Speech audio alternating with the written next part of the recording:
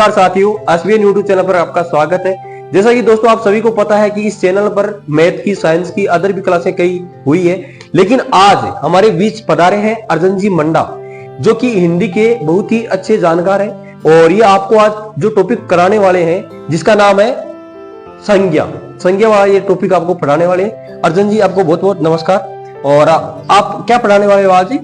संज्ञा संज्ञा का आज आपको टॉपिक पढ़ाने वाले। आप सभी को देख करके और हमारे को बताना है, कमेंट बॉक्स में बताना है, जो कि जैसे ही आपको यदि ऐसा लगा कि अच्छा है तो आगे की आपके पास क्लासें और भी आएगी, इसकी संज्ञा की, संधि की, सर्वर, जो भी आगे टॉपिक है आपके पास, समास का, अदर जितनी भी ग्रामर है हिंदी की, वो सारी आएगी। चलो शुरुआत करते हैं। आज का टॉपिक है हिंदी व्याकरण में संज्ञा। संज्ञा का मतलब है ठीक से ज्ञान करना या ठीक से ज्ञान करवाना, ठीक से ज्ञान करना।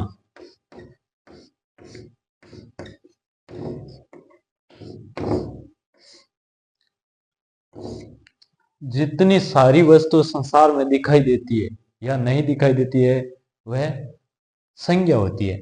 कि जो ब्रह्मांड में कोई चीज होती है, उसका नाम अलग अलग नाम होता है और उस नाम को क्या कहते हैं? संज्ञा कहते हैं। संज्ञा की परिभाषा।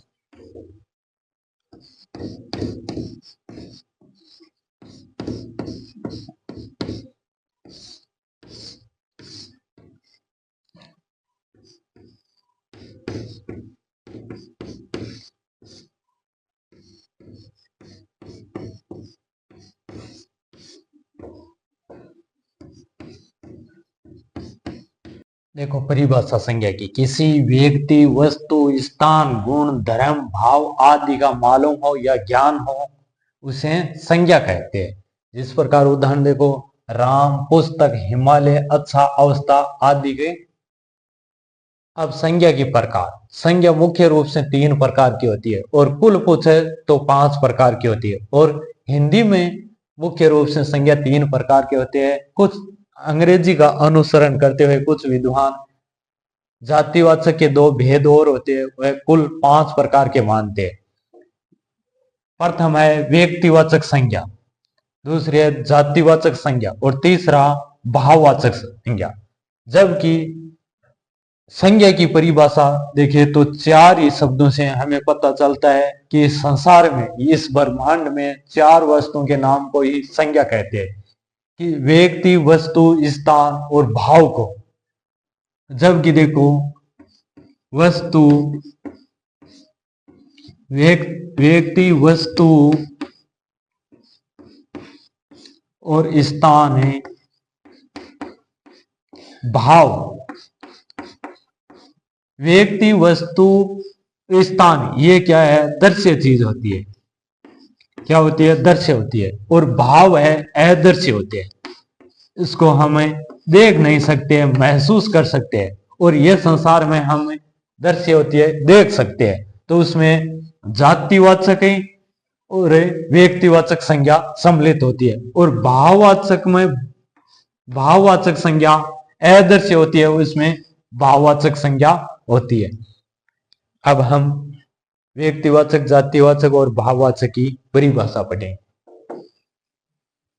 व्यक्तिवाचक संज्ञा, जिस संज्ञा शब्द से एक ही विशेष व्यक्ति, वस्तु, स्थान आदि का बोध होता है, उसे व्यक्तिवाचक संज्ञा कहते हैं। जिस प्रकार देखो उदाहरण, व्यक्तियों के नाम आ जाता है, या व्यक्तियों के नाम आ जाता है राम, श्याम, मोहन, तो अकेले व्यक्ति के लिए विशेष व्यक्ति होता है, उसी के नाम से व्यक्तिवाचक संज्ञा होता है। शहरों के नाम आ जाता है, बंबई, कोलकाता, दिल्ली, आगरा के। पुस्तकों के नाम आ जाते हैं, हिंदी, संस्कृत। धार्मिक ग्रंथों के नाम आ जाता है, रामायण, महाभारत, बाइबल, कुरान। या ऐतिहासिक युद्धों के, पानीपत का, हल्दी घाटी का। या समाचार पत्रों के नाम, या अंग्रेजी महीनों के नाम आदि का नाम होते हैं, उसे व्यक्तिवाचक संज्ञा कहते हैं। या पर्वतों के नाम आ जाते हैं, या नदियों के नाम आ जाते हैं, गंगा की, यमुना की, एक विशेष कोई नदी। दूसरा है जातिवाचक संज्ञा। जिस संज्ञा शब्द से संपूर्ण जाति का बोध होता है उसे जातिवाचक संज्ञा कहते हैं। जिस प्रकार पहाड़ों के पूरे पहाड़ों के नाम आ जाते हैं, पहाड़ होते हैं, वह जातिवाचक में होता है। और पहाड़ का नाम दिया होता है तो व्यक्तिवाचक में हो जाए। और नदी का नाम या प्राणी, मनुष्य, महिलाओं या पुरुष, मंत्रियों के, अध्यापकों के, सेना को, दल के, जिस प्रकार दल में हाथी दल, टिड्डी दल, सेना दल है। और सोना या गेहूं, ये सोना के द्रव्य पदार्थ है। और द्रव्य पदार्थों में भी जातिवाचक के दो भेद होते हैं, समूहवाचक और द्रव्यवाचक। और उसे द्रव्यवाचक में सोना, जो द्रव्य पदार्थ होते हैं वह उसमें जातिवाचक या द्रव्यवाचक संज्ञा होती है। और समूह, जिस प्रकार समूह के रूप में आते हैं सेना, हाथी दल, टिड्डी दल, ये उसे समूहवाचक भी कहते हैं और समुदाय वाचक भी कहते हैं। अब है भाववाचक संज्ञा। भाववाचक संज्ञा जिस संज्ञा शब्द के पदार्थ के गुण, दोष, भाव, अवस्था और दशा का पता चलता है उसे भाववाचक संज्ञा कहते हैं। जिस प्रकार बुढ़ापा, भलाई, खटास, उसमें क्या होते हैं? भाव होते हैं। उस चीज को हमें देख नहीं सकते, महसूस कर सकते हैं। ये भाववाचक संज्ञा आदर्श होती है। भाववाचक संज्ञा जिस संज्ञा शब्द पदार्थ के गुण, दोष, भाव, अवस्था, दशा का पता चलता है उसे भाववाचक संज्ञा कहते हैं। उदाहरण देखो, बुढ़ापा, भलाई, खटास आदि, उसमें क्या होते हैं? भाव होते हैं छुपे हुए, और उसे हमें देख नहीं सकते हैं, महसूस कर सकते हैं। ये अदृश्य चीज होती है, दिखाई नहीं देती है। हमें कोई चीज होती है उसे महसूस किया जा सकता है। जिस प्रकार बुढ़ापा, और हमें इस बुढ़ापे का कितना बुढ़ापा है उसे पता नहीं चलता है, उसे महसूस किया सका है बुढ़ापा आ गया। और भाववाचक संज्ञा हमेशा के लिए एक वचन में प्रयुक्त होती है। भाववाचक और व्यक्तिवाचक संज्ञा एक वचन में आती है। और भाववाचक संज्ञा 4 शब्दों से बनती है। जिस प्रकार सर्वप्रथम जातिवाचक संज्ञा से, बाद में सर्वनाम शब्दों से, बाद में की या शब्दों से और विशेषण शब्दों से, 4 शब्दों से भाववाचक संज्ञा का विकास होता है। वाचक संज्ञा 4 शब्दों से बनती है। पहला है जातिवाचक संज्ञा से,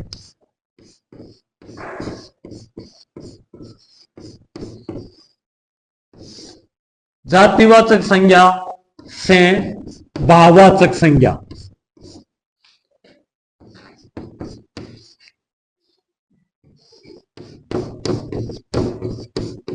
जातिवाचक संज्ञा से भाववाचक संज्ञा।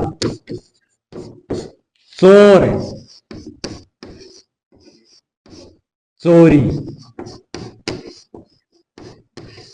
भला, भलाई, इस प्रकार से जातिवाचक संज्ञा से बनती है।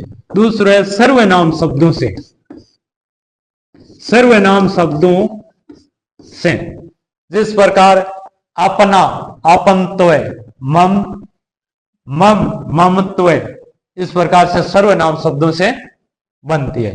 बाद में विशेषण शब्दों से, विशेषण शब्दों से काला, कालीमा, इस प्रकार से विशेषण शब्दों से बनती है। बाद में है क्रिया शब्दों से, क्रिया शब्दों से पढ़ना, पढ़ाई, लिख, लिखाई या लिखावट, इस प्रकार से भाववाचक संज्ञा 4 शब्दों से बनती है।